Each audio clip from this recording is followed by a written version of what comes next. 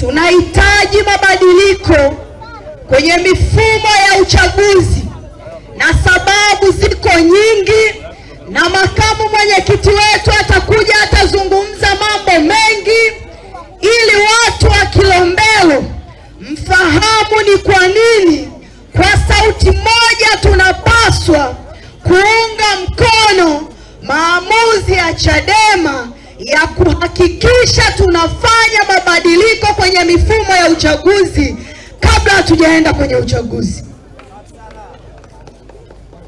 Mabadiliko pamoja na ukweli kwamba rais ndo anayeteua mkurugenzi wa tume pamoja na mwenyekiti na makamishna wote, pamoja na ukweli kwamba askari wanafanya kazi ya CCM kwenye vituo vya kupigia kura, pamoja na ukweli kwamba watendaji wanafanya kazi ya CCM kwenye vituo vya kupigia kura, tunafahamu kwamba chaguzi zimekuwa ni vita kwenye vijiji, kwenye vitongoji na kwenye kata, kwenye jimbo na kwenye urais.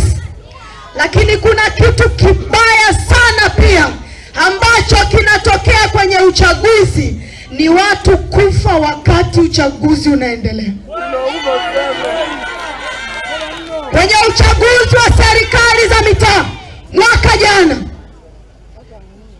kuna ndugu yetu pale Gongo la Mboto, Dar es Salaam, anaitwa Modestus, aligombea ujumbe kwenye mtaa.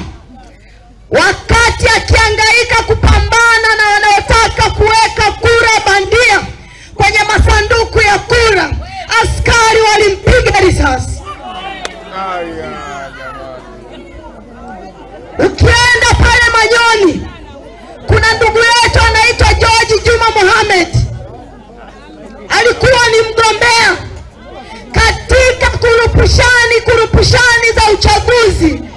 Askari magereza walimpiga risasi viunoni. Leo Mohamed hayupo kwa sababu tu za uchaguzi. Pale Tunduma mwaka jana, kuna kijana anaitwa Steven Chalamila, kwenye mambo haya ya kurupushani za uchaguzi, Green Guard walipomshindwa mchana, walikwenda nyumbani kwake usiku, wakamcharanga na mapanga mpaka wakamuua. Uchaguzi ndani ya nchi hii ni vita.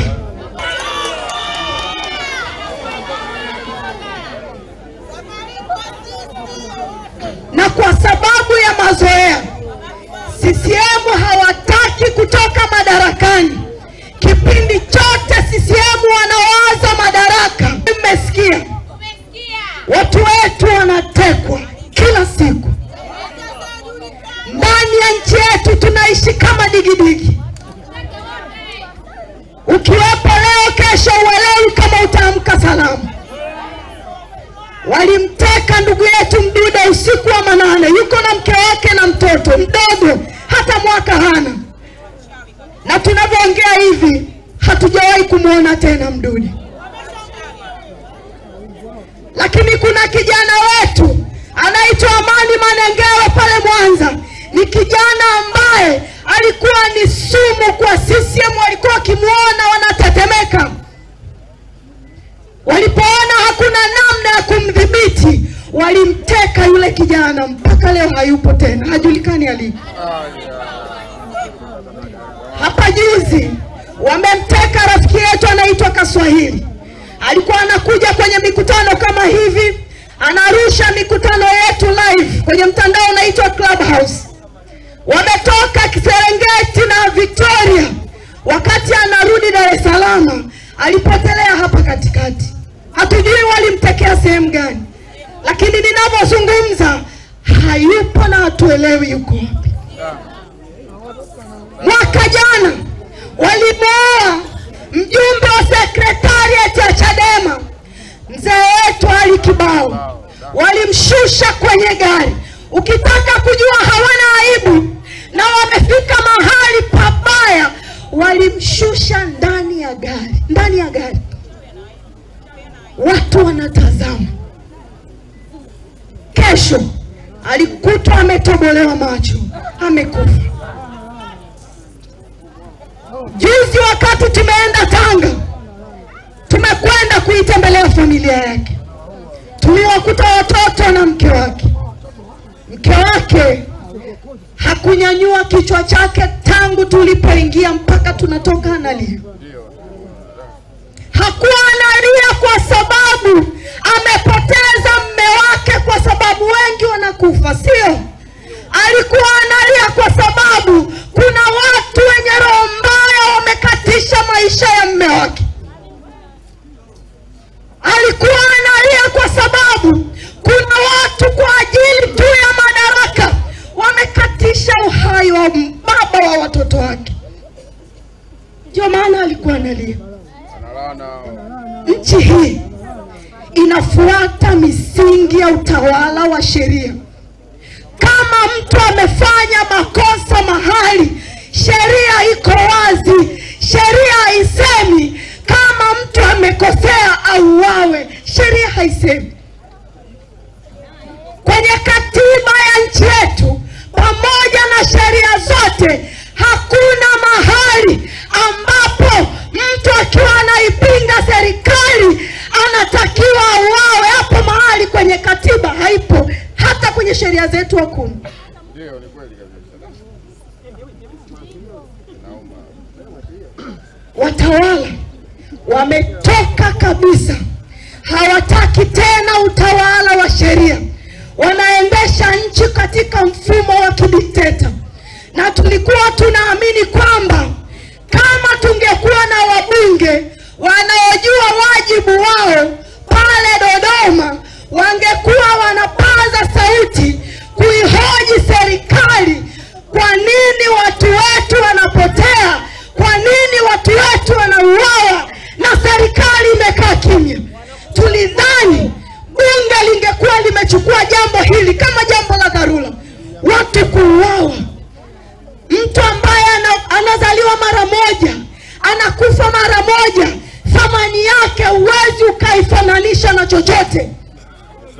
Na katika nchi hii kwa mujibu wa katiba, hakuna mtu ambaye yeye anastahili uhai kuliko mtu mwingine. Hakuna. Sisi wote tunastahili uhai. Kwa hiyo vijana wa Kilombero na vijana wa Tanzania, tukiamua lolote, kesho asubuhi linatokea kwenye taifa hili. Kwa sababu sisi ndio idadi kubwa ya watu wengi kuanzia ngazi zote kwenye taifa hili. Kwenye kila watu 10 walioko Kilombero, watu 7 ni vijana wenye chini ya umri wa miaka 35. Katika watu 10 kwenye eneo lolote Tanzania nzima, watu 7 wana umri wa chini ya miaka 35. Kwa kama kuna shida yoyote tunailalamikia eneo lolote, maana yake waliokubali shida hiyo kuwepo ni vijana.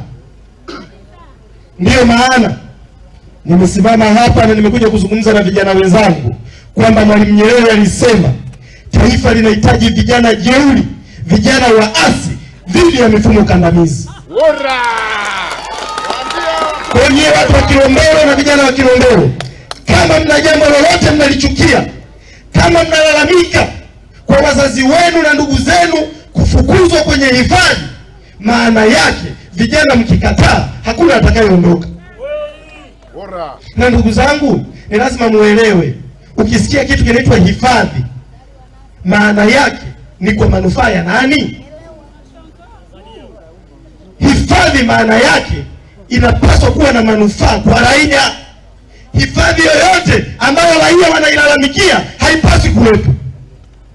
Unamhifadhia nani? Unamhifadhia nani? Tembo. Unamhifadhia simba. Kwa mpango wowote unaohusiana na hifadhi, kabla hujautekeleza, ni lazima uwasiliane na raia na hao binadamu wakuelewe kwanza. Wasipokuelewa kuna maana yoyote ya kuwepo na kitu kinachoitwa hifadhi. Chochote kinachoitwa ushuru, chochote kinachoitwa kodi, kabla hujakitoza ni lazima uwe unayemtoza, ambaye tunategemea baada ya kuchukua huo ushuru ayaone maendeleo. Asipokuelewa, maana yake huna haja ya kumtoza chochote, kwa sababu ni uhuni tu kama uhuni mwingine.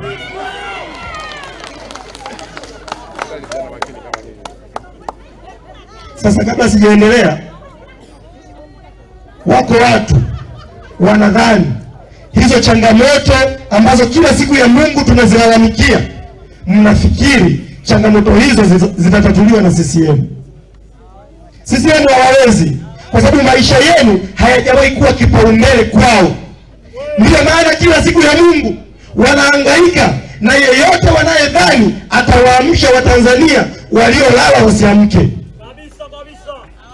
Ndio maana wako watu wenzetu wamefika bei, wananunulika, wanayakimbia mapambano, wameenda kwenye ubwabwa. Sasa nyinyi watu wa Kilombero, sio mara ya kwanza kuhangaika na waasi, sio mara ya kwanza kuhangaika na wasaliti. Huo uzoefu mnao na ni wa muda mrefu sana.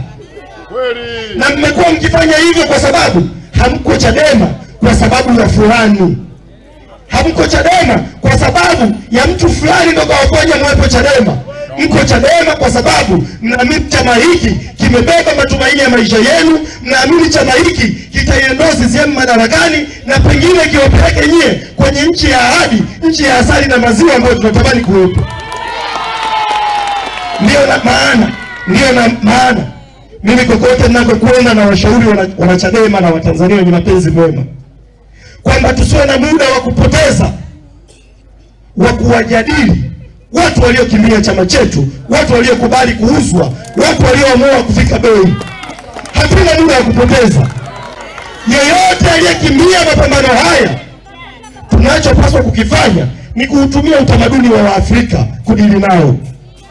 Kokote Afrika, mimba ikitoka huwa hatuweki msiba.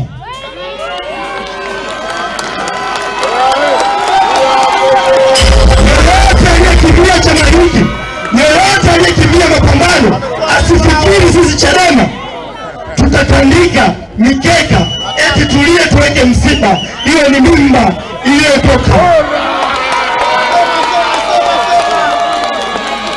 Jambo pekee tutakalolifanya, tutasikitika masaa 2 matatu, baada ya wiki tutaingia mzigoni kutafuta mimba nyingine. Hapa ishawahi kuingia babu. Kwa hiyo nawaombeni watu wa Kilombero, nafahamu nyie ni wazoefu wa kudili na wasaliti. Achaneni na hii mijadala ya watu walioamua kufika bei, na najua nyinyi mnajua namna ya kushughulika na hao watu. Siku wakija hapo mnajua cha kuwafanya, mimi siwezi kuwafundisha. Hatupotezei muda mbona wale. Mheshimiwa Makamu Mwenyekiti, hii wilaya ya Kilombero mimi ni mwenyeji. Nimeshafika hapa Kilombero, na kilichonileta hapa Kilombero ni matatizo ya uchaguzi. Pamoja na kwamba naifahamu Kilombero kwa sababu ni eneo ambalo anatoka kaka yangu wa kitaaluma na ndugu zangu wengine, dada zangu ikiwemo wakina Emiliana Kibatala. Mimi kitaaluma ni wakili wa mahakama kuu na mahakama zilizo chini yake. Kwa mara ya kwanza nimefika Kilombero ni kutokana na kesi za uchaguzi wa mwaka 2024, mwaka jana. Nimemwona hapa mzee wangu na kaka yangu Shayo. Kuna kata hapo inaitwa Mwaya hapo, Mangula Mwaya, si ndio? Mimi nilikwenda pale kufanya kesi ya uchaguzi. Wako wana Chadema 19 walikuwa wamekamatwa kwa sababu tu ya kesi ya uongo, kesi za kihuni ambazo CCM na serikali yao kwa kushirikiana na wakurugenzi na hawa mapolisi wamekuwa wanawasingizia Chadema.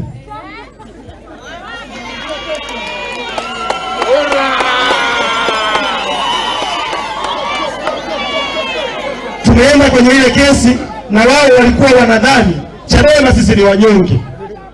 Yuko tu mtu anaitwa mtendaji wa kata. Yaani mtendaji wa kata kwenye taifa hili, taifa lililojaa uhuni mwingi, mtendaji wa kata anadhani ana mamlaka ya kuamua tu kumfungulia mtu yoyote kesi. Sasa tuliwaambia pale Mwaya kwamba wewe mtendaji wa kata uliofungulia hao na Chadema, njoo mahakamani uthibitishe hiyo kesi. Akala chaka. Nafikiri ilikuchukua hata mwezi mmoja. Alikimbia na mahakama, wakatuachia mahakama Chadema. Na ile kesi tukawa tumefanyaje? Tumeshinda. Kwa hiyo nitumie fursa hii kuwapongeza na kuwashukuru viongozi wenu wa chama wilaya ya Kilombero na kanda ya kati, ambao waliona ugomvi wenu sio ugomvi wenu peke yenu, ni ugomvi wa Tanzania nzima. Ndio maana walikiambia chama na chama kikatuleta mawakili kuja kushiriki kwenye ugomvi wenu dhidi ya CCM. Na nitumie fursa hii kuwapeni salamu za wakili Peter Kibatala. Mimi ni kakaangu wa kitaaluma, nafanya naye kazi. Ameniambia ukifika Kilombero kawasalimia watu wa Kilombero, kwa sababu mimi kule ni nyumbani na wale watu ni ndugu zangu. Ila kawaahidi jambo moja tu, ugomvi wowote utakaokuwa unahusiana na masuala ya kisheria ya watu wa Kilombero, waambieni sisi kurugenzi ya sheria ya chama Chadema tunao mawakili wengi mpaka wanazidi.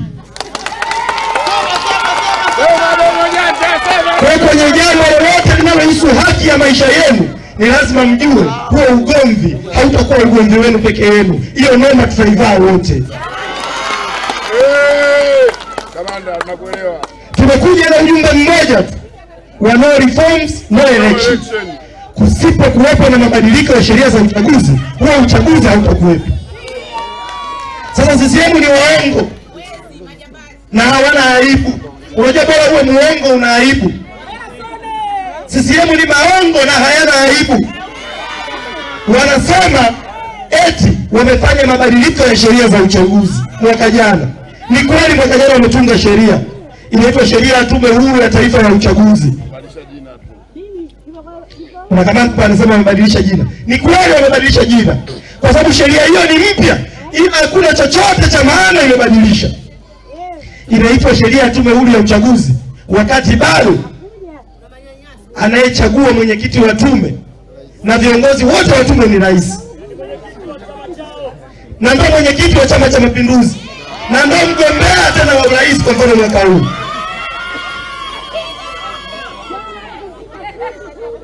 Utaratibu uliopita ilikuwa ni kwamba huwezi kwenda kuyapinga matokeo ya urais mahakamani. Wamebadilisha sheria mpaka leo bado matokeo ya urais huwezi kwenda kuyapinga. Wamebadilisha nini? Hamna kitu kamanda, hamna kitu. Mzee Warioba kwenye katiba yake pendekezo alisema kuwepo kuna kitu kinaitwa right to recall. Wananchi mwe mna haki mkimchagua mbunge, mkiamua kuna siku kumuondoa hata kama miaka 5 haijafika. Mzee Warioba alisema mtu huyo aondolewe. Wao wanasema wamebadilisha sheria. Right to recall mmeliweka? Haipo. Mkimchagua mbunge anaenda Dodoma mpaka baada ya miaka 5. Wamebadili nini? Tulikuwa tunalalamikia mawakala na fomu. Wamebadilisha sheria ya uchaguzi. Tena sasa hivi wameweka kitu kibaya zaidi. Wamesema fomu za mawakala atazitoa mkurugenzi, na atazitoa kama zitatosha. Zamani mawakala tulikuwa tunaenda vituoni. Wakala unaenda vituoni unachukua fomu yako unaenda nayo. Lakini sasa hivi wamesema wakala hatutakupa fomu, atakayepeleka ni mkurugenzi. Sasa hivi wanasema eti hakuna mgombea atakayepita bila kupingwa.